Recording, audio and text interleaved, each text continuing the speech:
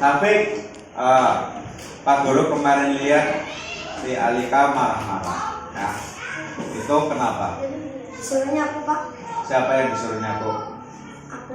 Aku. Kamu disuruh nyapu. Kamu terus bagaimana? Kenapa sampai marah-marah begitu? Aku belajar tidak pakai bapaknya. Kamu nyebutin nama bapaknya Alika, kayak seperti itu. Nah, itu perbuatan benar atau salah? Salah. Salah. Loh, kenapa kamu tahu itu salah terus kamu melakukan? Ya, Memangnya itu bisa membuat kamu bahagia? gak bagus. Gak bahagia, tapi kamu pengen refleksi seperti itu. Loh, kalau misalnya kamu membuat Alika merasa sakit hati karena kamu meledeki, memanggil nama orang tuanya, itu kamu melanggar nilai kebajikan kelas ini. Nilai apa yang kamu langgar? Aku gak teman. Nah, jadi gak rukun kan? Nah, terus selanjutnya kamu harus bagaimana? Kamu kan sudah membuat kesalahan dengan membuat Alika sakit hati. Selanjutnya kamu mau bagaimana? Sikapnya benar. Memperbaiki sikapmu. Terus sama Alika kamu tanggung jawabnya bagaimana? Minta maaf. Sudah minta maaf belum kemarin? Sekarang nanti minta maaf ya. Ya, kemarin kamu marah-marah ke samping itu kenapa? Samping gak nurut, dibilangin suruh nyapu. Terus? Soalnya dia mau main dulu sebentar, tapi lama. Kamu marah. Terus sampingnya marah juga ke kamu. Marah-marah dengan teman itu baik apa enggak? Itu marah-marah dengan teman itu sudah melanggar nilai kebajikan. Nilai kebajikan yang mana? Harusnya rukun ya, tapi kamu langgar. Kamu harus bisa mengontrol emosi. Kalau temanmu tidak mau kamu suruh untuk melakukan hal yang baik, maka kamu harusnya bagaimana? Sabar apa harus marah? Sabar ya, karena teman itu seperti itu. Ada yang sabar, ada yang tak mau sabar ya, tak mau menuruti permintaan kita. Kita memang wajib mengingatkan, tapi kalau tidak mau diingatkan ya berarti terserah. Ya, terserah nanti selanjutnya Pak Guru yang akan mengambil. Nah, terus sikapmu bagaimana? Kalau misalnya ada hal yang seperti itu lagi, apakah kamu mau tetap marah? Sabar ya, marah itu nggak baik ya, karena akan merugikan teman. Diri sendiri rugi nggak kalau marah? Rugi ya, jangan diulangi.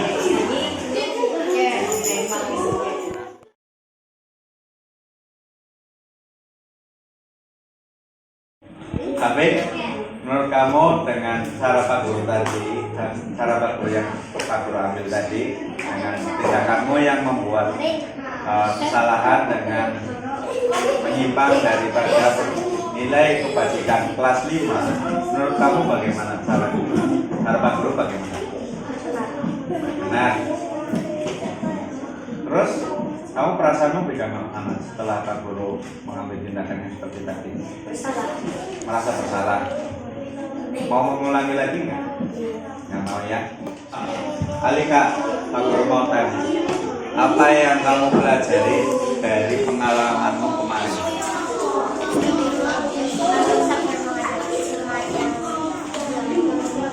Ya, harus sabar ya, walaupun temannya itu nggak mau dibilangi, ya. Nah, terus dengan cara Pak Guru mengambil tindakan karena kamu marah-marahan dengan teman, itu menurut kamu bagaimana?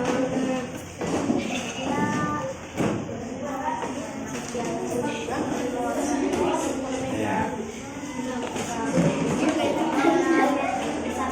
Sabar ya, pokoknya harus sabar. Kamu tidak boleh marah, karena marah itu bukan sesuatu hal yang baik, karena akan meninggalkan kerukunan antar sesama, gitu ya.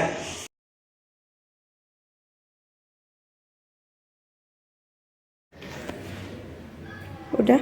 Baik, assalamualaikum warahmatullahi wabarakatuh. Waalaikumsalam warahmatullahi wabarakatuh. Terima kasih Bapak Ibu yang sudah ada di sini berkenan untuk mengikuti penyebaran pemahaman budaya positif yang akan saya pandu dan saya jelaskan sendiri. Nah,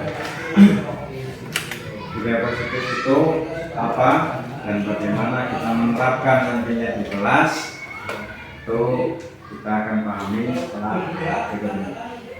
Baik. Nah, berikut ada pertanyaan atau pernyataan setuju atau tidak dengan pernyataan ini. Yang pertama, pernyataan yang pertama, hukuman dapat mendisiplinkan anak. Setuju atau tidak setuju, ibu-ibu? Setuju atau tidak setuju?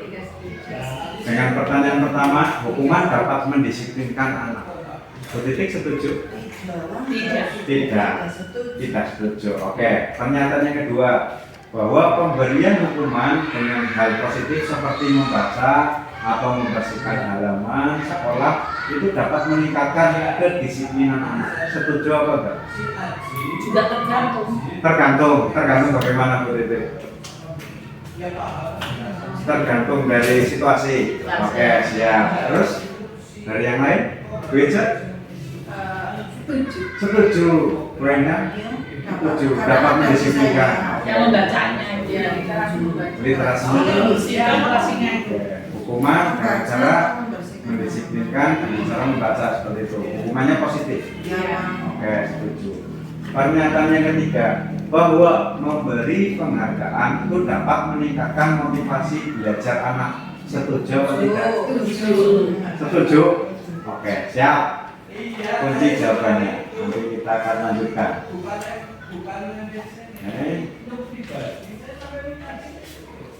Oke, sekarang saya ingin dengan semua megang satu kertas, ya. Kita sudah menyediakan kertasnya. Silakan tulis satu hal yang menurut pandangan berharga. Mikir kok malah mikir ya. Berharga. Tulis satu tulisan, satu benda atau satu sikap, satu kata yang menurut pandangan semua berharga. Nah, tuliskan benda atau sesuatu yang sangat berharga menurut Budingan yang sangat berharga. Tuliskan dalam bentuk tuliskan. Terserah tulis. Yuk. Tulis. Apa sih kalau kita aja nih? Nanti bermoin Artinya bukan membawa ini. Tuliskan terserah bebas, boleh benda atau sesuatu yang lain, hewan atau sifat boleh, ya, atau yang lain, atau kebiasaan kita selama hidup di rumah ataupun di sekolah. Terserah. Yuk, satu kata. Ya, kejujuran. Ya, dengan sudah ditulis, kemudian digenggam bahwa itu merupakan itu sesuatu yang berharga, maka dengan menggenggam kertas tersebut seperti menggenggam percaya bahwa itu adalah sesuatu yang berharga. Dan kemudian di teman sebelahnya silakan membuka genggaman tersebut. Dibuka genggamannya, loh, mau diberikan sesuatu yang berharga ya? Mau diberikan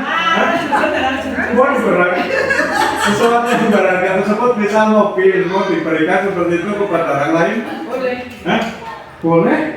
Boleh.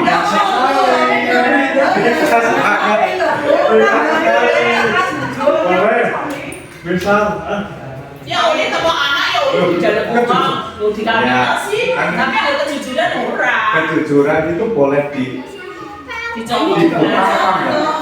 Dilepaskan seperti itu barangnya. Bisa enggak? Bisa. Hah? Dilepaskan seperti itu. Jenengan nulis apa? Mau melepaskan keteladanan jenengan? Oh ya enggak maksudnya. Nah, maksudnya orang lain berusaha membuka untuk melepaskan. Mau kan? Hah? Nah, berarti Nggak mau kan? tergantung kan. Nah, tergantung dari Tergantung apa sih dapat betul. Nah, ini yang dipegang adalah sesuatu yang berharga. Mau nggak dilepaskan? Nah, makin tangan jenengan itu dipaksa untuk dibuka, itu makin erat genggamannya. Karena itu adalah sesuatu yang berharga menurut kita, milikku. Tidak boleh orang lain itu mengganggu. Tapi nasi ini tak boleh kok. Oh boleh, kalau nasi kan ada sesuatu yang bukan. Nah, ini merupakan sebuah prinsip bahwa guru itu dapat mengontrol murid. Jadi murid itu memiliki sesuatu yang di dalam diri murid tersebut adalah sesuatu yang beragam. Bahwa guru dapat mengontrol murid itu adalah ilusi menurut teori kontrol. Dan juga bahwa kritik dan membuat orang lain merasa bersalah itu dapat menguatkan karakter, itu juga termasuk dalam ilusi. Sebetulnya tidak bisa menurut teori kontrol. Kemudian yang lain bahwa semua penguatan positif efektif dan bermanfaat itu juga ilusi. Nah, dan juga bahwa orang dewasa memiliki hak untuk memaksa anak, itu juga termasuk ilusi. Anak itu tidak bisa dipaksa dengan kehendak, karena lebih dewasa juga bisa memaksa untuk orang lain, menguasai atau memaksa anak. Oke, siapa yang sesungguhnya itu memiliki kontrol-kontrol tersebut? Nah, stimulus responnya itu kita itu mencoba orang agar berpandang sama dengan kita. Itu kalau misalnya menurut teori kontrol itu harusnya atau pilihannya adalah kita berusaha memahami pandangan orang lain tentang dunia. Kemudian perilaku buruk dilihat sebagai suatu kesalahan. Sebetulnya tidak juga, karena dalam teori kontrol itu semua perilaku itu memiliki tujuan. Bahwa orang lain bisa mengontrol saya, yang sesungguhnya adalah hanya saya dan dirimu yang bisa mengontrol diri kita sendiri. Saya bisa mengontrol orang lain, yang sebenarnya adalah kita tidak bisa mengontrol orang lain. Bahwa pemaksaan ada pada saat bujukan gagal, yang sebenarnya adalah kolaborasi dan konsensus itu memiliki atau menciptakan pilihan-pilihan yang baru yang bisa kita wujudkan bersama tanpa adanya paksa. Bahwa model berpikir menang kalah itu sudah mudah. Namanya lagi sekarang teori kontrolnya adalah model berpikir menang-menang, win-win solution. Solution. Ya, model berpikir menang-menang, tidak ada menang kalah. Itu tidak menang. Semua diakui. Itu winar. Sebenarnya yang menciptakan disiplin positif atau teori kontrol atau teori pilihan yang menciptakan adalah Dr. William Glasser. Itu nama tokohnya atau nama penemunya.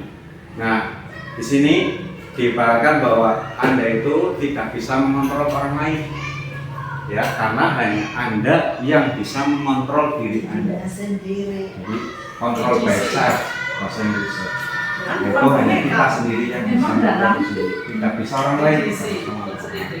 Makna di sini adalah bahwa belajar kontrol diri dengan menggali potensi kita agar tercapai tujuan yang mulia, yaitu sesuatu yang menjadikan seseorang yang kita inginkan berdasarkan nilai-nilai yang kita hargai. Jadi pakai nilai-nilai sehingga akan menggugah nilai intrinsik yang ada di dalam diri kita dan juga mungkin orang lain, kemudian mengikuti nilai-nilai tersebut supaya dapat memperbaiki atau membawa pengaruh yang positif terhadap orang tersebut supaya ikut ke perilaku positif.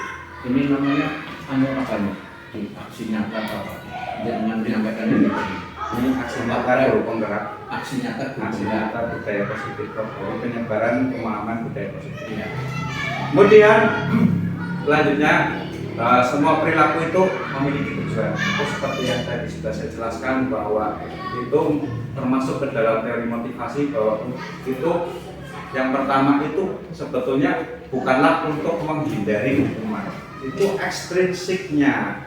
Ya, jadi kalau misalnya menghukum itu anak itu cenderung itu ekstrinsik, itu sifatnya itu lemah, ya, hanya sementara.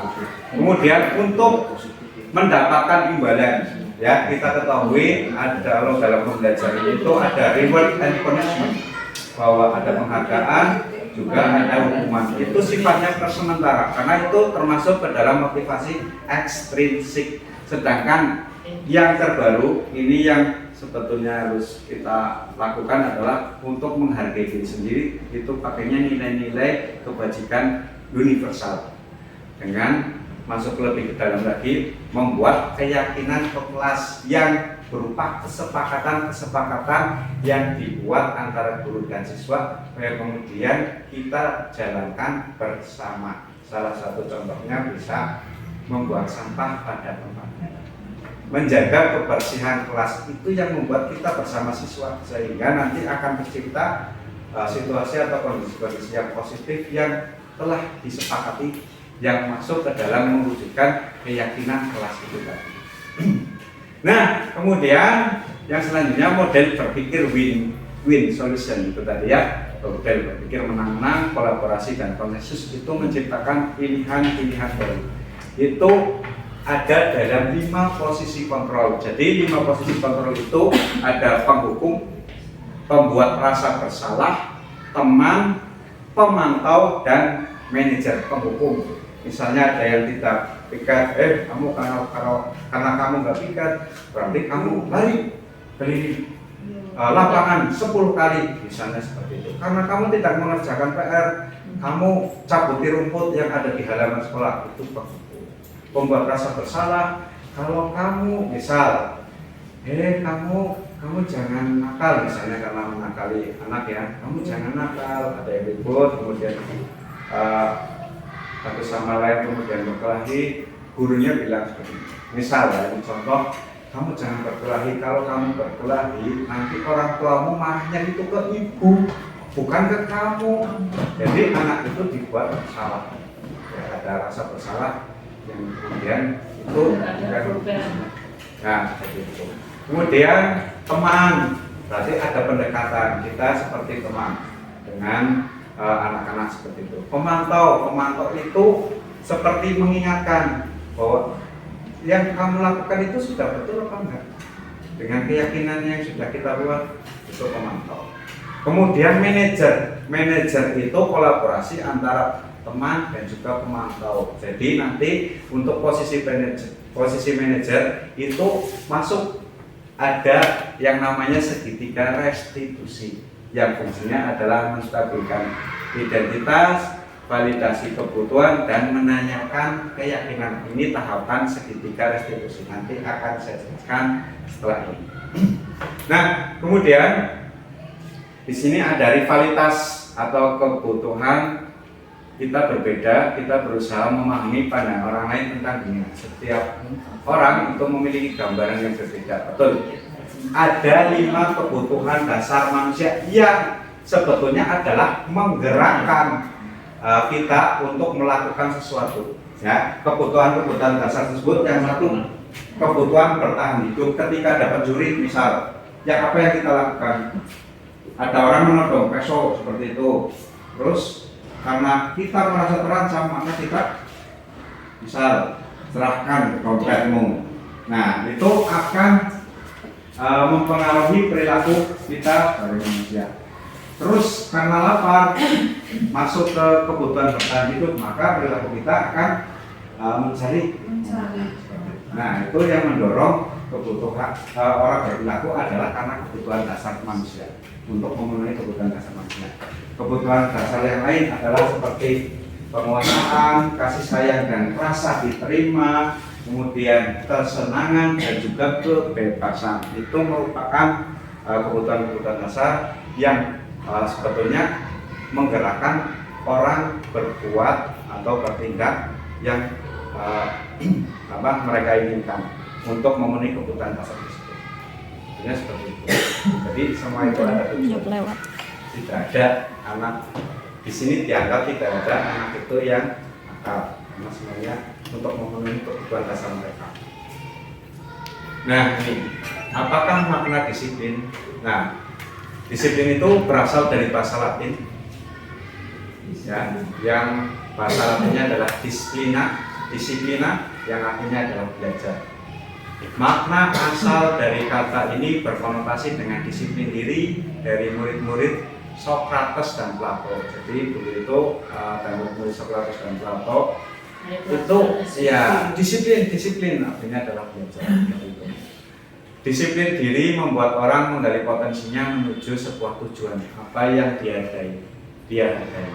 Kemudian, namun dalam budaya kita, makna kata disiplin telah berubah menjadi sesuatu yang dilakukan seorang pada orang lain untuk mendapatkan kepatuhan. Jadi disiplin itu patuh. Kalau kita ya, kalau saya pribadi juga awalnya berpikiran seperti itu, bahwa disiplin harus patuh, sesuai aturan, sesuai tepat waktu, terus apa lagi? Sesuai jadwal, terus tepat waktu. Oh, biasanya itu seperti itu, sesuai aturan-aturan tepat waktu. Biasanya berputar macam itu. Nah, kecenderungan umumnya adalah menghubungkan kata disiplinan dengan ketidaknyamanan. Karena berpaku kepada kepatuhan, maka kata disiplin itu membuat ketidaknyamanan, bukan dengan apa yang kita hargai atau pencapaian suatu tujuan yang mulia. Karena faktornya ekstrinsik, suatu yang faktornya ekstrinsik itu menimbulkan ketidaknyamanan. Nah, kemudian di sini ada nilai-nilai kebajikan universal. Nah, nilai-nilai kebajikan itu adalah sifat-sifat positif manusia yang merupakan tujuan mulia yang ingin dicapai setiap individu. Nilai-nilai tersebut bersifat universal, jadi bisa banyak nilai, ya, dan lintas bahasa, suku bangsa, agama maupun latar belakang. Nah, ini ya, ini bahwa setiap perilaku atau perbuatan memiliki tujuan. Ini menurut teori William Glasser-nya bisa seperti itu. Terus dengan mengaitkan nilai-nilai kebajikan yang diyakini seorang, maka motivasi intrinsiknya akan terbangun sehingga menggerakkan motivasi dari dalam untuk mencapai tujuan mulia yang diinginkan. Karena saya melanjutkan ke ditunggu dilanjutkan selama proses siapa sih. Nah, ini yang diinginkan ya, dengan mengaitkan nilai-nilai kebajikan yang diyakini seorang, maka motivasi intrinsiknya akan terbangun. Ini yang diinginkan. Nah, kemudian nilai-nilai kebajikan yang diinginkan ini dapat dicapai oleh setiap anak Indonesia. Kita kenal dengan profil pelajar Pancasila. Jadi profil pelajar Pancasila itu termasuk ke dalam nilai-nilai kebajikan universal yang digali dari budaya Indonesia. Yang pertama, nilai-nilai kebajikan itu adalah beriman, bertakwa kepada Tuhan Yang Maha Esa, dan berakhlak mulia. Yang kedua, mandiri. Yang ketiga, bernalar kritis. Yang keempat, berkebinekaan global, bergotong royong, dan terakhir, kreatif. Ini nilai-nilai kebajikan yang kita terapkan olah di dalam nilai yang disebut dengan profil pelajar Pancasila. Oke. Saya lanjutkan. Nah, ini teori motivasi perilaku yang tadi saya jelaskan menurut kebutuhan dasar manusia ya, ada hubungannya dengan itu. Ada motivasi eksternal dan juga ada motivasi internal. Motivasi eksternal salah satu contohnya gini. Untuk menghindari ketidaknyamanan atau hukuman, ya. Apa yang akan terjadi apabila saya tidak melakukannya? Biasanya dipertanyaan, wah, kalau saya nggak bikin nanti dimarahi guru. Itu motivasi eksternal. Apa yang akan saya dapatkan apabila saya melakukannya? Oh, kalau saya maju benar dapat uang 5.000. Misal, itu merupakan motivasi eksternal. Nah, kalau motivasi internalnya itu seperti ini. Saya akan menjadi orang yang seperti apa bila saya melakukannya. Misal, ada soal di depan, ya siapa yang maju di dalam diri itu akan terbesit, saya akan menjadi seperti Pak Jokowi misalnya, karena berani maju tampil di depan, ya, mungkin berani menjelaskan materi di depan kelas. Mungkin yang dituju adalah seperti itu, pakai motivasi intrinsik yang dibangunkan, yang diberi. Oke. Nah, merdeka menurut Ki Hajar Dewantara, merdeka itu artinya tidak hanya terlepas dari perintah, akan tetapi juga cakap membuat memerintah diri sendiri. Jadi kata kuncinya di sini adalah cakap buat memerintah diri sendiri. Perintahnya adalah ya, otomatis perintah menuju perilaku yang positif. Jadi membangunkan perilaku intrinsiknya supaya bisa memerintah diri sendiri untuk berbuat positif seperti itu. Itu menurut pemikiran dari Ki Hajar Dewantara. Nah, dihukum oleh penghargaan. Saya sendiri dulu juga sebetulnya berpikir bahwa penghargaan itu dapat mendisiplinkan anak, dapat anak menjadi semangat dalam belajar. Tapi pada kenyataannya bahwa penghargaan itu termasuk ke dalam menghukum sebetulnya. Karena pengaruhnya itu jangka pendek. Hanya karena hadiah saya berani maju. Hanya karena hadiah anak berani menyelesaikan soal IPK itu karena hadiah, bukan karena motivasi dari dalam diri sendiri. Kemudian penghargaan menghukum karena nggak ada hadiah nanti.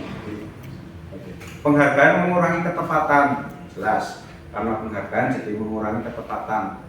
Karena yang dituju adalah penghargaan. Kalau penghargaannya sudah tidak ada lagi, maka tidak tepat lagi, tidak secara penuh untuk mengerjakan sesuatu yang positif.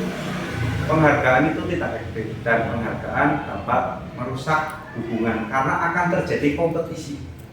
Ya, yang bisa mengerjakan nomor 1 sampai 10 dengan benar, yang paling cepat akan mendapatkan permen 5. Nah, karena ada kompetisi itu dapat merusak hubungan dengan sesama teman. Harusnya saya.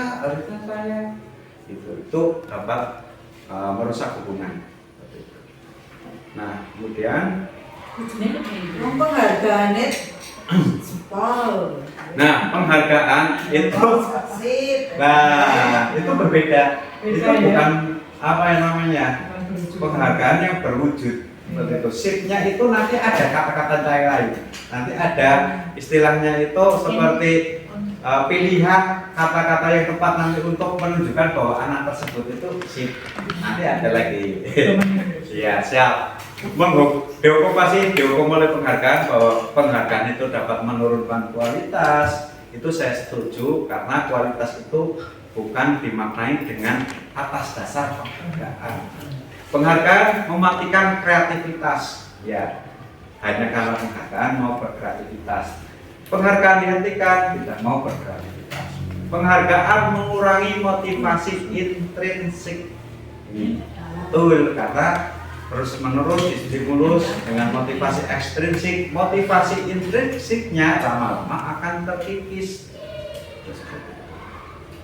Nah, bentuk program kebajikan sekarang, beri pengakuan secara khusus. Sip, bagus, itu yang Pak Guru inginkan. Nah, Pak Guru pengennya seperti itu, kamu sudah bagus, maksudnya seperti itu, Ibu. Nah, beri pengakuan secara pribadi. Kamu itu sebetulnya pintar banget kalau misalnya untuk membuat seperti ini, kamu bisa. Kenapa nggak seperti itu dari dulu? Nah, beri pengakuan kepada semua murid gantian. Beri pengakuan konsisten. Ya, kalau ada yang berbuat baik, berilah pengakuan. Begitu. Fokus pada proses. Jadi prosesnya yang kita fokuskan tidak pada tujuannya. Yang penting prosesnya kita lakukan, tidak usah berpikir nantinya anak mau jadi apa. Proses pengakuan positif, pengakuan secara khusus pribadi dan seterusnya yang penting dilakukan. Proses. Nah, contoh pengakuan apresiasi. Nih, ya. Kemarin saya perhatikan kamu itu sudah memperhatikan pelajaran itu yang bagus itu seperti itu. Saya menghargai tindakanmu untuk nyapu, ya, untuk mau piket. Tapi sebaiknya piketnya itu dia menyapu dari sana sampai ke sana, itu yang bersih. Itu seperti itu. Kalimat pembukanya seperti itu. Atau terima kasih untuk semuanya yang sudah piket hari ini. Sana. Atau terima kasih untuk semuanya yang sudah mendengarkan ibu menjelaskan materi. Contohnya seperti itu. Nah, nilai kebajikannya adalah rasa empatimu besar sekali. Nah, itu dari kemarin saya perhatikan. Nah, kemudian menghargai kepedulian, rasa tanggung jawabmu dan seterusnya. Itu situasinya itu misalnya kemarin saya perhatikan itu pada saat menolong murid baru di kelas kita, situasinya seperti itu. Itu tadi pembuka contoh pengakuannya seperti itu di depan. Kemarin saya perhatikan kamu menolong murid baru di kelas kita. Saya menghargai saat kamu membantu teman-temanmu di tugas kelompok. Itu contoh yang di sini ya. Terima kasih untuk pada saat kamu memungut kertas-kertas yang berserakan di lantai. Nah, ini salah satu contoh pengakuan apresiasi milik kebajikan. Terus bagus. Yang tadi bagus. Bagus, kemarin saya perhatikan pada saat kamu mau menolong murid baru di kelas. Terus seperti itu. Nah, sekarang dituliskan di lembar kertas yang sudah saya bagikan nomor 1, 2, 3, 4, 5, 6, 7 ya. Ini sudah dibagi belum? Saya akan bagikan kertas. Jadi di situ ada 7 nomor. Dari ketujuhnya itu, nah itu dengan tuliskan nomor 1 termasuk hukuman atau konsekuensi. Tuliskan ya. Ya. Satu. Itu termasuk banyak. Kelihatan? Mencatat 100 kali. Oke, saya bacakan. Nomor 1 itu mencatat 100 kali di dalam buku kalimat saya tidak akan terlambat lagi. Karena terlambat ke sekolah itu termasuk hukuman atau konsekuensi. Nomor 1. Sudah dijawab? 3 detik. 1. Hukuman atau konsekuensi? 5 detik. 1, 2, 3. Mana nulis? Ya, itu hukuman atau konsekuensi. Lari mengelilingi lapangan basket 2 kali karena terlambat hadir di sekolah. Hukuman atau konsekuensi? 5 detik. 1, 2, 3, 4, 5. Murid diminta untuk push up 15 kali karena tidak menggunakan masker ke sekolah. Termasuk hukuman atau konsekuensi? Hukuman. Ya hukuman lah. Pasal Oh, iya. atau enggak? Iya dong. Orang bawa kayak gitu. Hukum ya. Oke, kemudian pertanyaan yang keempat, menggantikan menggantikan kertas tugas teman yang telah dicoret-coret. Nah, itu termasuk menggantikan kertas tugas teman yang telah dicoret-coret. Konsekuensi. Kertas tugas teman yang telah. Membersihkan tumpahan air di meja tulis karena tersenggol pada saat belajar. Hukuman atau konsekuensi? Oke, siap. Murid disuruh untuk mengenakan sepatu seharian di sekolah karena tidak mengenakan sepatu hitam. Muridnya disuruh untuk mengenakan sepatu seharian di sekolah. Ya, karena tidak mengenakan sepatu hitam, jadi tidak boleh dilepas sepatunya, harus dipakai terus. Nah, seharian. Terus ngambilnya kapan? Nah, kan sudah dikenakan sepatu tapi nggak hitam. Diterapkan sepatu hitam, tapi kan boleh butuh hitam. Nah, harus dipakai terus, nggak boleh dilepas. Lari mengelilingi lapangan basket 2 kali karena terlambat 10 menit untuk pelajaran PJOK. 7. Ya, lari mengelilingi lapangan basket 2 kali lagi karena terlambat 10 menit pelajaran PJOK. Tadi kan terlambat masuk kelas, kalau ini terlambat mengikuti pelajaran PJOK, suruh lari. Nah, itu termasuk mana? Yang ke-7. Ini konsekuensi. Itu termasuk apa? Oke. Nah, ini jawabannya yang betul siapa ini? Nomor 1 itu mencatat 100 kali itu termasuk hukuman. Mengelilingi lapangan basket 2 kali itu termasuk hukuman. Diminta push up 15 kali termasuk hukuman. menggantikan kata tugas konsekuensi, Ya. membersihkan tumpahan yang tersenggol. Murid disuruh untuk tidak mengenakan sepatu seharian. Oh, ini hukuman ya. Yang ketujuh, konsekuensi. Dari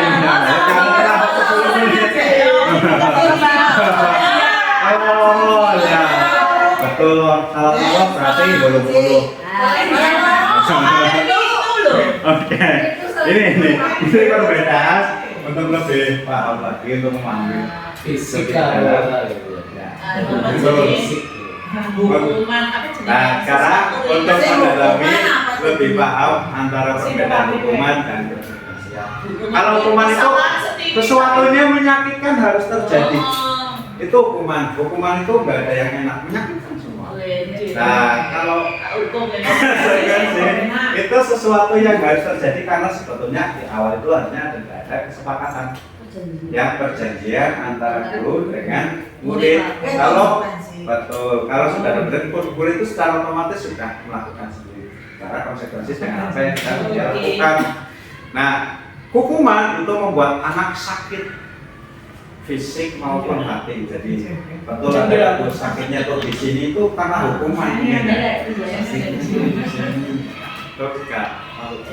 Untuk jangka waktu yang lama, coba sekarang Bapak Ibu pejamkan mata. Ya, Bapak Ibu sekarang pejamkan mata. Ingat-ingat kira-kira hukuman apa yang pernah Bapak Ibu terima ketika SD, masih ingat apa? SD gak pernah pinter.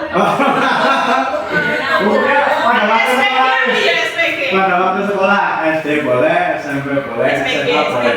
Masih ingat gak? Masih ingat? Masih ingat gak?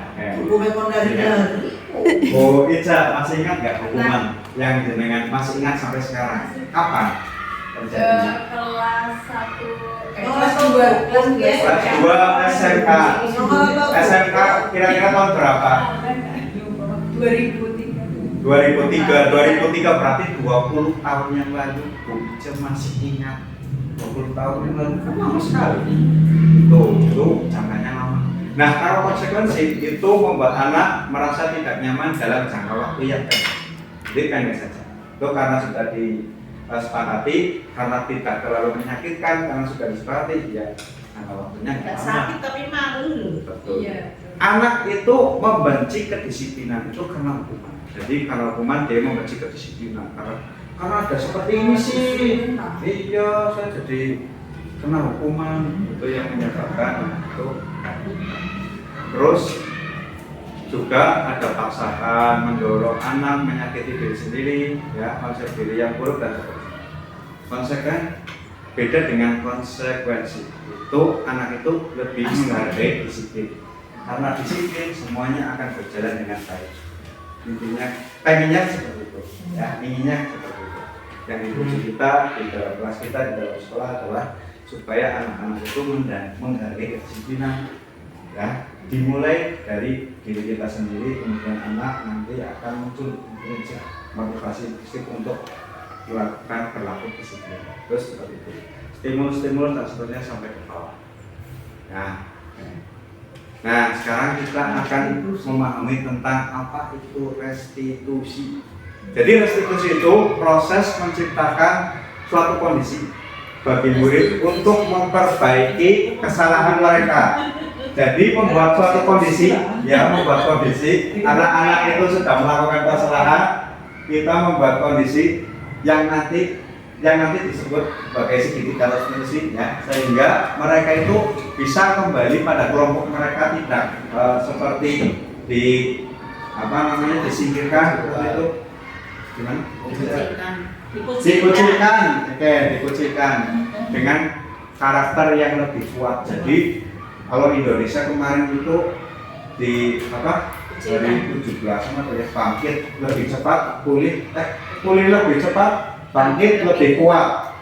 Nah, pulih lebih cepat, bangkit lebih kuat. Ini seperti itu. Jadi seperti ada waktu itu slogan yang ada di 17 kemarin. Nah, restitusi ini juga seperti itu. Restitusi itu juga merupakan proses kolaborasi. proses kolaboratif antara guru dengan siswa, siswa dengan siswa yang mengajarkan murid untuk mencari solusi untuk mereka sendiri. Jadi mereka diskusikan antar murid, nanti mereka mengkomunikasikan kepada guru, ini saya dihukum seperti ini.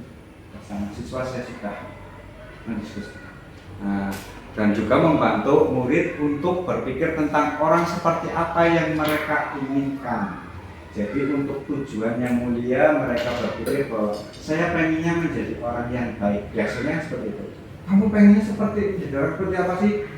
Itu banyak yang bingung. Di awal-awal saya masuk ke kelas ini itu seperti itu. Tapi lama-kelamaan saya ingin jadi orang yang baik. Itu poin bagi saya, itu poin penting. Karena orang baik itu definisinya banyak, ada disiplin, taat, dan seterusnya. Oke. Dan bagaimana mereka harus memperlakukan orang lain. Ada menghargai, ada sikap menghargai, karena sudah biasa kolaborasi, ada sikap menghargai, saling toleran, membantu bersama. Nah itu yang kita perjuangkan. Oke. Nah ini ya, ini ada hukuman, konsekuensi, dan restitusi. Jadi hukuman itu sifatnya negatif, konsekuensi sifatnya netral sebetulnya. Nah kalau restitusi itu sifatnya positif. Ini lebih bagus lagi. Ya, misalnya ini, hukuman itu sesuatu yang menyakitkan harus terjadi. Beda dengan konsekuensi, sesuatu yang harus terjadi. Restitusi itu lebih bagus lagi. Restitusi itu merupakan pilihan. Jadi diberikan pilihan lagi yang supaya anak tersebut itu tidak merasa tersakiti ketika melakukan suatu kesalahan atau kekeliruan di dalam karakternya atau sifatnya di dalam kelas atau di dalam sekolah. Nah, dan seterusnya bisa dibaca sendiri ya. Ini yang paling penting adalah ini. Nah, soalnya ini murid itu akan tersakiti ya, murid atau anak dibuat tidak nyaman untuk konsekuensi karena sebetulnya ini adalah harusnya mereka lakukan. Nah kalau ini murid itu mendapatkan penguatan. Oke, lanjut. Nah ini 9 ciri-ciri restitusi. Nah ini restitusi itu ketika anak berbuat suatu kesalahan, ini bukan untuk menebus kesalahan, tapi untuk belajar dari kesalahan supaya tidak terulang lagi. Kemudian dapat memperbaiki hubungan. Restitusi merupakan suatu tawaran, bukan paksaan. Restitusi itu menuntut untuk melihat dalam diri, bercermin dalam diri. Saya itu orang yang seperti apa, pengennya menjadi orang yang seperti apa. Karena saya bukan sesuatu yang tadi perbuatan tadi merupakan bukan sesuatu yang saya inginkan. Saya ingin memperbaiki diri. Lihat dalam diri. Restitusi itu mencari kebutuhan dasar yang mendasari tindakan. Jadi anak berbuat salah atau membuat gaduh misalnya dalam pelajaran, itu mencari apa yang mendasari tindakan tersebut. Apakah kurang kasih sayang, apakah kurang penguasaannya, atau untuk mencari kesenangan. Nah, kita bisa mencari kebutuhan dasar yang mendasari tindakan anak tersebut berbuat seperti itu. Nah, kemudian restitusi adalah cara yang paling baik. Restitusi fokus pada karakter, bukan tindakannya. Restitusi itu fokus pada solusi, dan restitusi mengembalikan murid yang berbuat salah pada kelompoknya. Balik mana? Saya mengembalikan tadi karena berbuat salah pada teman, biasanya itu yang paling banyak. Itu dapat mengembalikan ke murid untuk kembali ke kelompoknya seperti itu. Oke.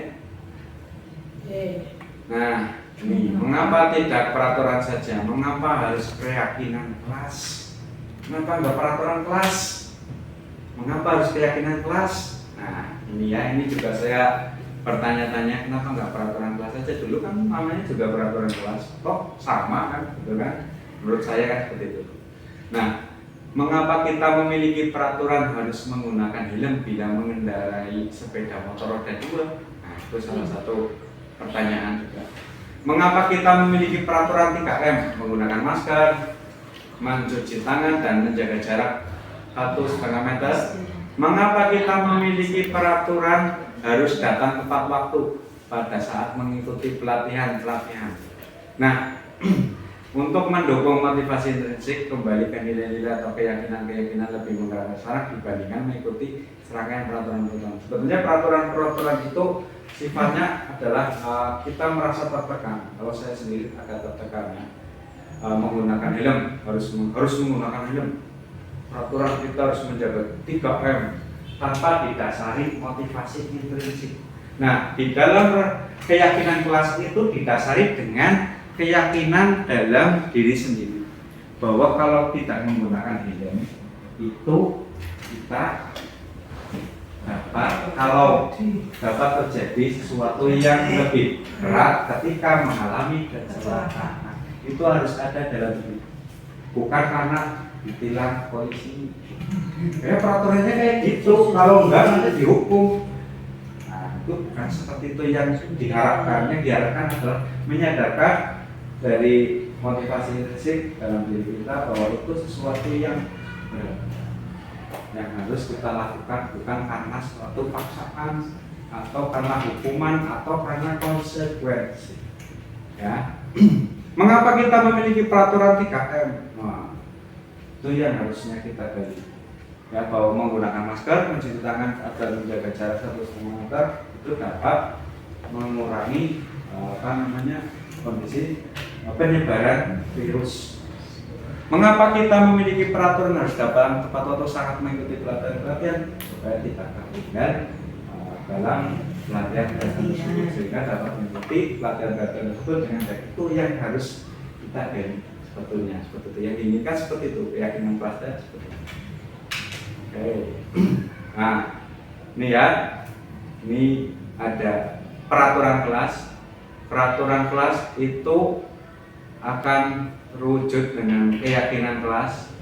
Keyakinan kelas akan mewujudkan lingkungan yang positif, dan lingkungan yang positif itu dapat mewujudkan budaya yang positif. Jadi seperti ini yang diminta, budaya yang positif, lingkungan positif, keyakinan kelas positif, dan peraturan kelas. Nah, kesepakatan kelas. Ini kesepakatan kelas ya, atau keyakinan kelas. Kami guru dan murid yang saling menyayangi. Jadi kalimatnya berbeda. Kami murid yang semangat belajar. Kami murid yang peduli dengan teman-teman. Bukan harus peduli, tidak boleh, itu hindari kata-kata yang seperti itu. Karena itu akan menunjukkan mewujudkan motivasinya bukan motivasi intrinsik tapi ekstrinsik. Tidak dilarang mencoret-coret. Kalimatnya positif. Apa nih? Pakainya kalimat-kalimat yang positif. Kalimat-kalimat yang positif. Kami akan menjaga lingkungan kelas. Kami akan menjaga ini contohnya fasilitas kelas dengan baik. Tidak seperti dilarang mencoret-coret meja, dilarang mencoret-coret tembok dan seterusnya. Dilarang buang sampah di sini nggak perlu. Nah, iya, betul. Ini kegiatan pendalaman keyakinan kelas dengan tabel T dan Y. Nah, tampak seperti datang tepat waktu, tidak seperti sering tidak hadir terlambat. Jadi pakainya seperti ini. Datang tepat waktu, menyapa teman dan guru setiap hari, tidak seperti ini, tak acuh pada teman dan guru. Nah, mengembalikan barang teman yang telah dipinjam dan mengucapkan terima kasih. Nah, ini ya, tidak mengembalikan barang yang telah dipinjam dan mengatakan sembarangan. Ini pakainya seperti ini, kalimat-kalimat yang positif. Nah, dalam kerjanya ini seperti ini ya. Tekun bekerja menyimak guru, menyerahkan tugas tepat waktu. Ini dalam pendalaman keyakinan kelas, saling menghormati, bekerja dan perilakunya ini tersenyum ramah. Misalnya seperti itu juga sebenarnya sudah kita lakukan. Nah, selalu mengembalikan buku ke tempatnya. Kira-kira keyakinan kelasnya apa? Membuat kalimatnya. Mengembalikan buku Mengembalikan buku ke tempat semula. Oke. dilarang mengganggu orang lain. Kira-kira keyakinan kelas itu bagaimana? Kalimatnya bagaimana? Tidak Tidak mengganggu. Ya. Oke. Hadir di sekolah 15 menit sebelum pelajaran dimulai.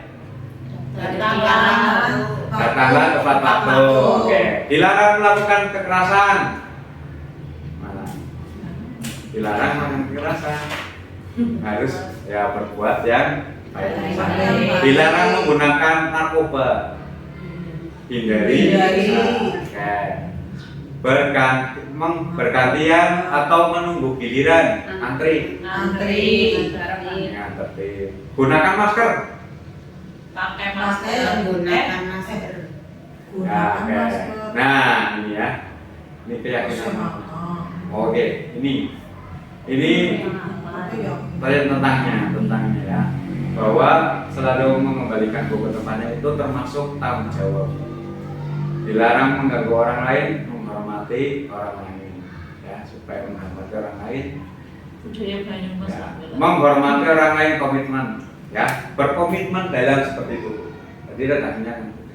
Dilarang melakukan kekerasan, menghormati orang lain. Dilarang menggunakan organ masuk di kesehatan. Kesehatannya nanti diolah seperti itu. Kayak kata-kata yang baik. Ini kebutuhan dasar manusia yang di awal tadi. Yang pertama ada kasih sayang dan rasa diterima, penguasaan, kebebasan dan kesenangan. Yang pertama adalah bertahan. Oke, selanjutnya kita masuk ke 5 posisi kontrol. Ada penghukum, membuat rasa bersalah, teman, pemantau, dan manajer. Nah, guru kecil sekali Bu. Iya, seperti ini. Guru penghukum misalnya ya, itu dapat contohnya bisa dalam bentuk menyakiti dan menyindir. Si halo, harusnya kan nggak seperti itu, misalnya seperti itu. Atau menyakiti, push up 5 kali karena kamu terlambat datang ke sekolah. Posisi pembuat rasa bersalah, ibu kecewa sama kamu karena kamu tidak mengerjakan PR. Padahal Bu guru sudah berharap banyak kamu itu sebetulnya orang pintar tapi kamu kecewa. Tuh seperti itu. Teman, ayolah lakukan kerjakan PR-mu nanti agar ini kamu kerjakan agar besok kamu dapat mendapatkan nilai yang tertulis. Misalnya seperti itu. Terus bagaimana? Nah, mantau peraturannya bagaimana? Kalau ada PR harusnya kerjakan di mana? Di rumah apa di sekolah? Terus kalau manajer itu bisa seperti apa yang kita yakini, apa yang kamu yakini. Kalau ada PR yang kamu yakini itu bagaimana? Jadi membuat pertanyaan-pertanyaan yang menjadi motivasi intrinsik supaya berbuat ke arah yang kita mau masuk ke dalam keyakinan kelas. Jadi buat dulu keyakinan kelas awal, buat keyakinan kelas nanti bisa dipikirkan untuk keyakinan kelasnya mau kelas seperti apa bisa disepakati. Saya juga buat beberapa keyakinan kelas. Contoh saya gini, ini contohnya. Tapi seawal sih ya. Ini kisah nyata. Jadi ada bertengkar dan mengejek teman. Ini betul-betul saya alami. Jadi pada hari Rabu tanggal 14 Desember 2022 itu setelah jam belajar selesai, saya sebagai guru itu mengingatkan pada siswa yang piket hari itu banyak. Ini ada beberapa hal yang terjadi.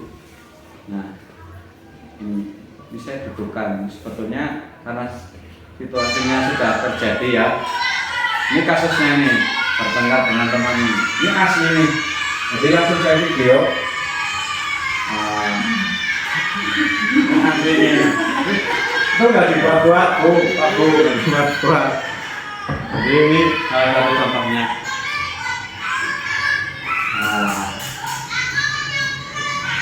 Nah kan asik banget Bu. Kalau ribut-ribut saya video dulu. Ini kebetulan kok pas banget materinya ini. Nah ini cuplikan materi. Nah langsung kipas-kipas. Malas. Nah, Asik banget. Tuh. Padahal saya lagi ngambil loh. Nggak sadar. Kalau ribet-ribet aja. Terus bagusnya untuk memenuhi kebutuhan dasar mereka.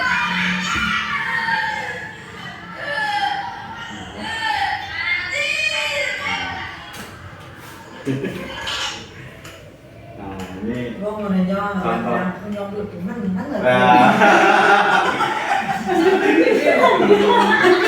Ini Kalau mau dikut ketika penyelesaian kasusnya sadar kamera, mata cengir-cengir gitu kan. Tapi saya mau tos apa Pak? Ini yang video anak langsung video. Jadi ini proses penyelesaian kasusnya. Harusnya penyelesaian kasusnya pada waktu itu. Tapi karena waktu itu saya belum mempelajari materi ini, saya tiba-tiba dan ternyata kok berguna. Nah ini penyelesaian kasusnya.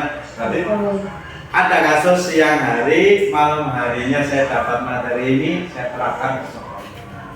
Terus seperti itu. Nah ini salah satunya. Jadi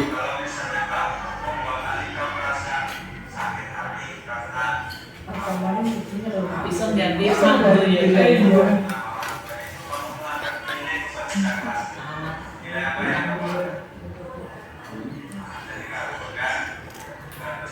ini seperti ini. Ini cuplikan nih Bu.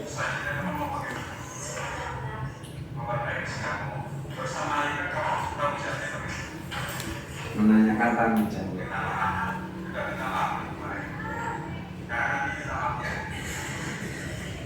Nah, betul salah satu. Ini betul. Jadi gak ada rekayasa, artinya ini yang saya alami pada waktu itu. Jadi ketika dapat materi itu saya lakukan membuat rutinitas, kemudian menyelesaikan masalah dengan posisi kontrol manajer. Gitu. Oke, ini pernyataannya ya. Saya kecewa sekali dengan kamu. Itu sebetulnya membuat orang merasa bersalah. Itu termasuk ke dalam posisi kontrol membuat orang bersalah. Aku tidak pernah berniat melakukannya.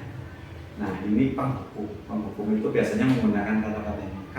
Kamu tidak pernah melakukannya. Kamu tidak pernah mengerjakan PR. Kamu itu tidak pernah loh mengerjakan PR loh. Itu penghukum. Ayolah kita lakukan demi Bapak. Itu teman.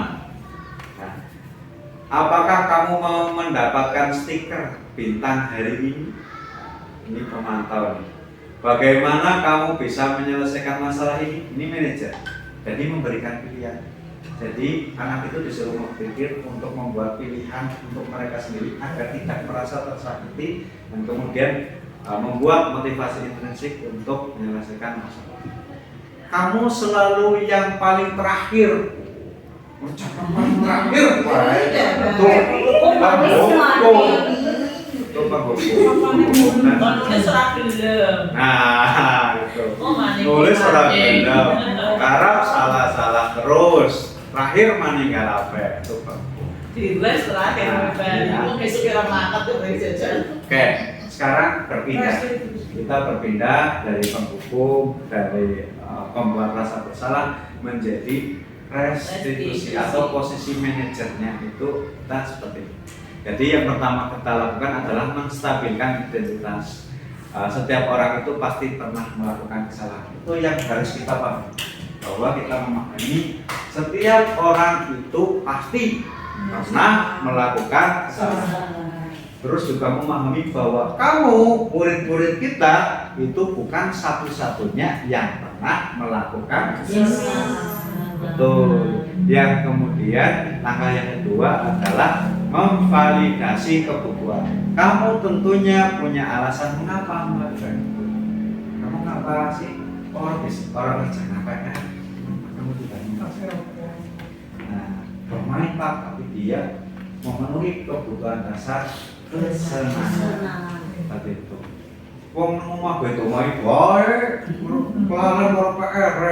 Tapi untuk memenuhi kebutuhan dasar kasih sayang. Nah, dan seterusnya. Adakah cara yang lebih efektif untuk mendapatkan apa yang kamu butuhkan? Caranya kamu pengennya bagaimana? Jadi menggali potensi untuk anak tersebut mencari cara yang nyaman, yang anak tersebut itu bisa melakukan dengan sukarela atas dasar motivasi dalam diri anak tersebut. Nah, kemudian menanyakan keyakinan, nilai-nilai apa yang telah kita sepakati. Ya, di awal kan membuat kesepakatan kelas. Nah, kemudian menanyakan nilai-nilai tersebut. Kita kan sudah sepakat dengan nilai-nilai ini. Kamu harusnya, kamu ingin menjadi orang yang seperti apa? Menanyakan kembali keyakinan kelas atau menanyakan keyakinan yang sudah dibuat. Nah ini ya tadi ya penjelasannya. Ini lebih lanjut untuk membuat anak yang merasa gagal karena berbuat salah menjadi positif terhadap dirinya, menstabilkan identitas. Contohnya gini, berbuat salah itu hal yang manusiawi, atau tidak ada manusia yang sempurna. Bapak Ibu juga pernah salah, kita pasti bisa menyelesaikan masalah ini. Bapak Ibu tidak tertarik untuk mencari tahu siapa yang benar. Dari kalian berdua bertanya, siapa yang salah? Bapak Ibu lebih tertarik untuk menyelesaikan masalah ini. Seperti masalahnya dulu rangkum, bukan siapa yang salah. Jadi fokus terhadap solusi. Kalau kamu menyalahkan dirimu sendiri terus-menerus, apakah kamu bersikap baik pada dirimu sendiri? Nah, itu menstabilkan. Jadi anak itu sebetulnya berusaha menenangkan dulu anaknya, ditenangkan dengan kalimat-kalimat yang semacam itu. Nah, kemudian divalidasi kebutuhan ini, ya, kamu bisa saja kan melakukan hal yang lebih buruk, tapi kamu tidak melakukannya kan? Bagas kemarin contoh ya, mensat kan seperti itu kan? Nah, itu untuk saat ini itu tidak terjadi lagi. Ketika saya awal memegang kelas 5 itu saya pernah mengalami bakat itu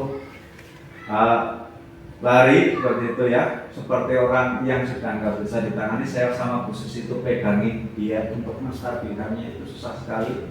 Nah, mungkin budayanya itu saya rubah untuk tadi ya, divalidasi kebutuhannya. Itu saya tanyakan sebetulnya apa yang terjadi. Ternyata dia itu memang ada dasar kurang dia itu kurang kasih sayang. Jadi saya perhatikan terus menerus, saya stimulus positif, saya kasih saya stimulus positif seperti itu, udah bagus kamu. Nah itu berubah. Kemarin saja ketika ada masalah dengan anak kelas 4, dia sempat dipukul, ditapok dari belakang, dia tidak membalas. Itu yang saya acungi jempol dari dia saat ini. Padahal kalau jengkel medeni banget. Iya, itu contoh, salah satu contohnya. Nah, tuh. Nah, kemudian menanyakan keyakinan. Ini contohnya. Apa nilai yang kita percaya di kelas atau sekolah kita? Nilai-nilai universal apa yang telah kita sepakati? Nah, nanti menanyakan. Jadi setelah validasi kebutuhan, kebutuhannya kita validasi. Nah, ditanyakan nilai apa yang kita percaya di kelas, sudahkah sesuai dengan perbuatan, misalnya seperti itu. Nilai-nilai kelas yang ideal itu seperti apa sih? Misalnya dalam kelas itu ikut, kemudian kita tanyakan kembali, kelas yang ideal itu seperti apa? Yang baik itu seperti apa? Itu seperti itu. Kamu ingin jadi anak yang seperti apa? Kamu bisa melakukan itu. Apa yang kamu rasakan ketika kamu melakukan itu? Kamu menjadi orang yang seperti apa? Ini yang bisa kita olah sesuai dengan kebutuhan ketika menghadapi anak-anak yang dirasa bermasalah di dalam kelas untuk memenuhi kebutuhan dasar. Namanya. Oke. Nah, intervensi 30 detik. Apakah kamu ingin berbuat lebih baik? Ini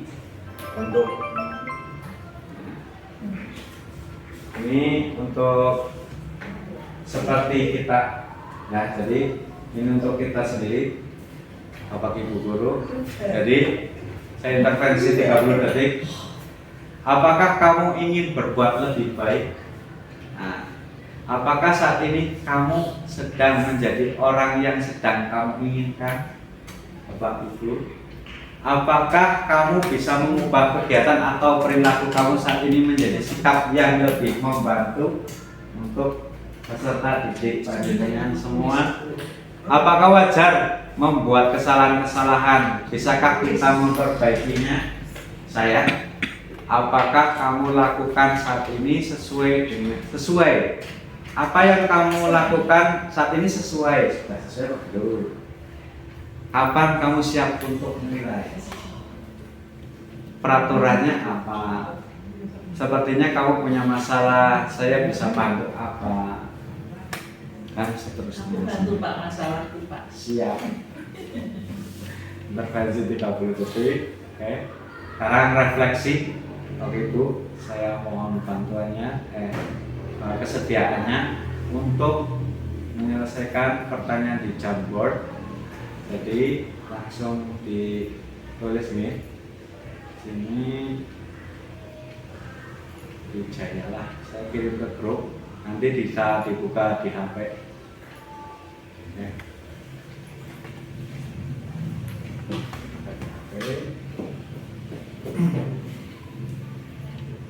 Jamboard.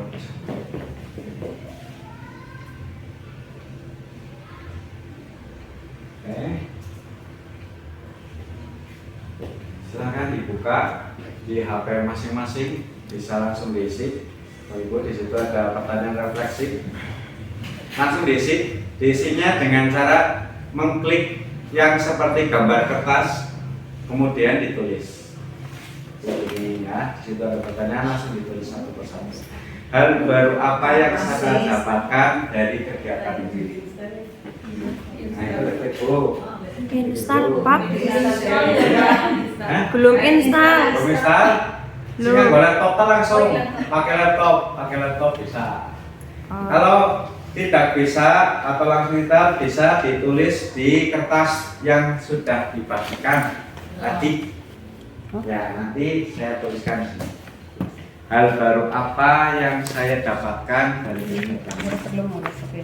Hal baru apa yang boleh ditulis di kertas? Nanti saya bacakan satu persatu.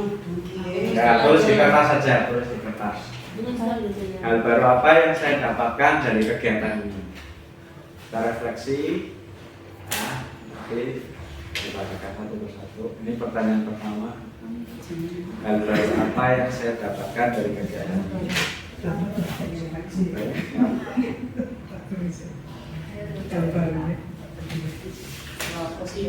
Barunya apa ya? Nanti apa tadi ya? Apa? Ini hal baru apa yang saya dapatkan dari kegiatan ini? Pencet ya. Ibu, terus Bu. Mama besi. Bukan saya Karangangka. Saya lah, oh itu Untuk install. belum terinstall. Ya nulis di kertas saja. Hal baru. Baru apa yang saya dapatkan? Jadi saya bacakan. Ini sekarang ini. Iya, saya bacakan satu-satu. Sticky note. Ya sticky note pakainya. Nah, sticky. Hal baru yang Hal saya baru apa yang saya dapatkan. dapatkan dari kegiatan ini? Pakai sticky note.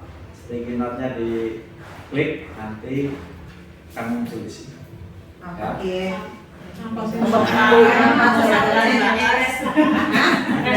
Restitusi. Belajar belum ini? Ya, bisa Belajar. Ini pertanyaan. Res.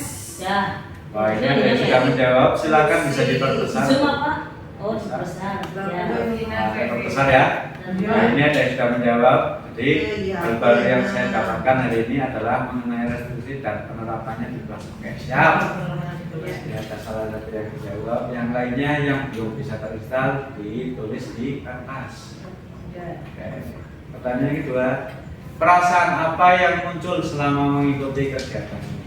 Rasanya Senang. mengerti, merasa senang, tambah wawasan.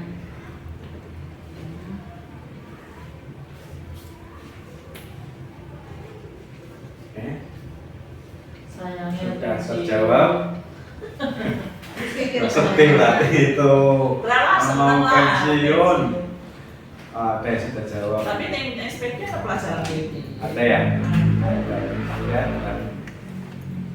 Nah, senang karena saya bertambah itu. Oke, siap.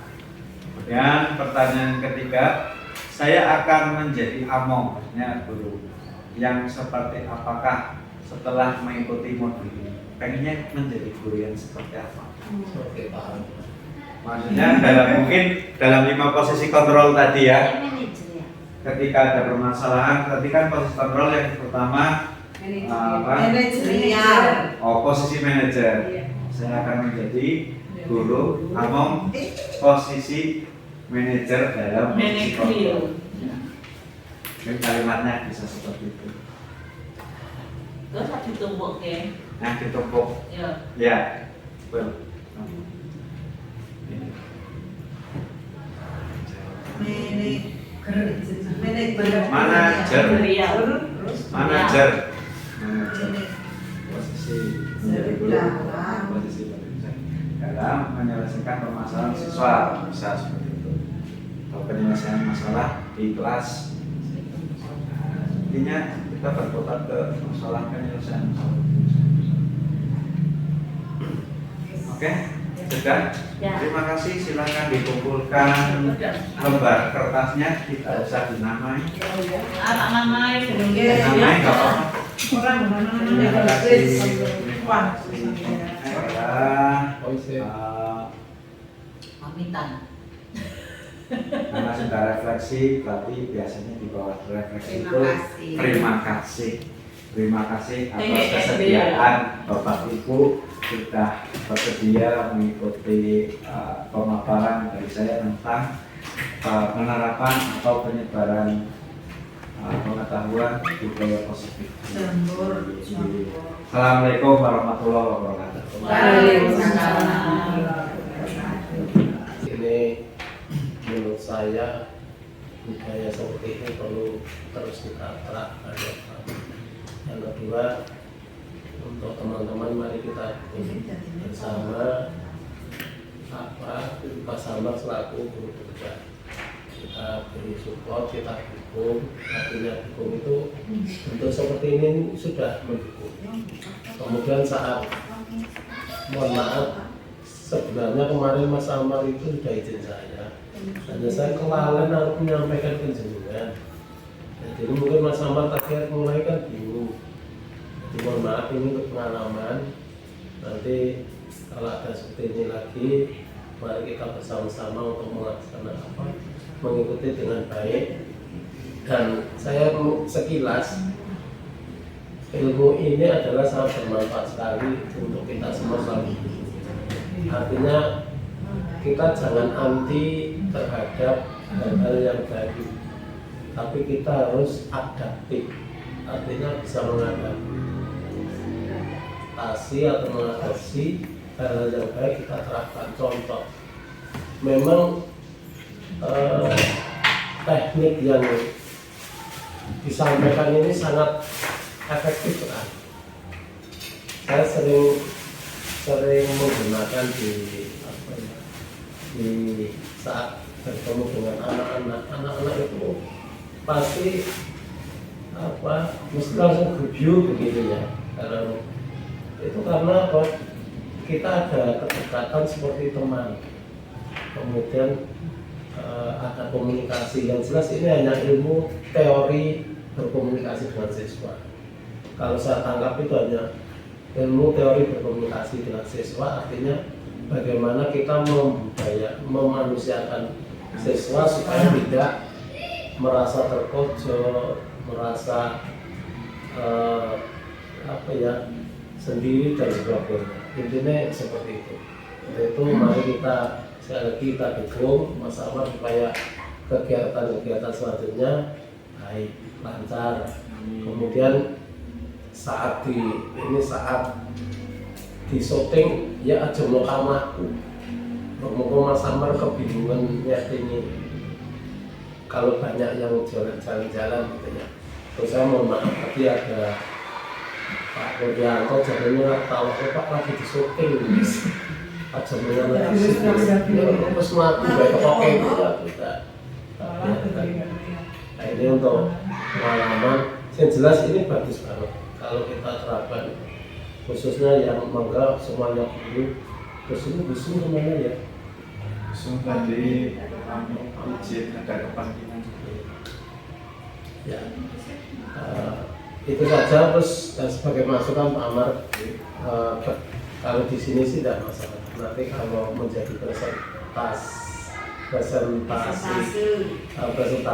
di atau mempresentasikan di lain tempat, ini bukan hanya pembahasan saja, tapi media juga sangat menentukan.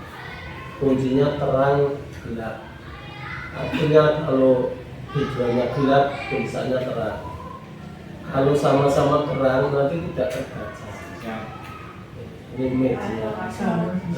Tadi ada beberapa media bukan gambarnya apik, tapi tulisannya kurang itu kurang terbaca. Makanya ini untuk koreksi.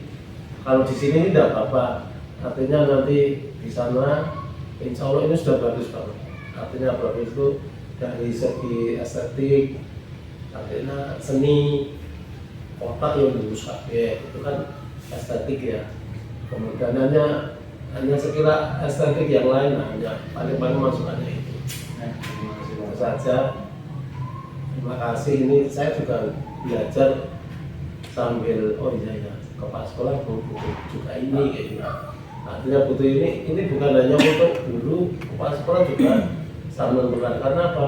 Komunikasi dengan orang tua itu tidak bisa dengan hukuman. Tidak bisa bicara dengan si itu mangkat telat baik, tidak bisa itu. Mesti orang tua akan memberontak, apalagi di tempat orang banyak. Ini kunci ini untuk kalau belajar bersama.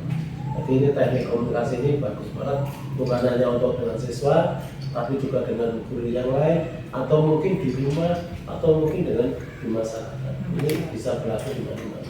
Dan jenengan bisa membawakan ini, insya Allah di mana tempat jenengan akan menjadi sosok panutan, insya Allah saja. Itu saja ya. Terima kasih Pak. Terima kasih Bapak. Refleksi dari kegiatan perilaku budaya positif yang sudah saya terapkan, itu penerapan budaya positif yang sudah saya terapkan di kelas itu berjalan dengan baik dan sesuai dengan apa yang saya inginkan.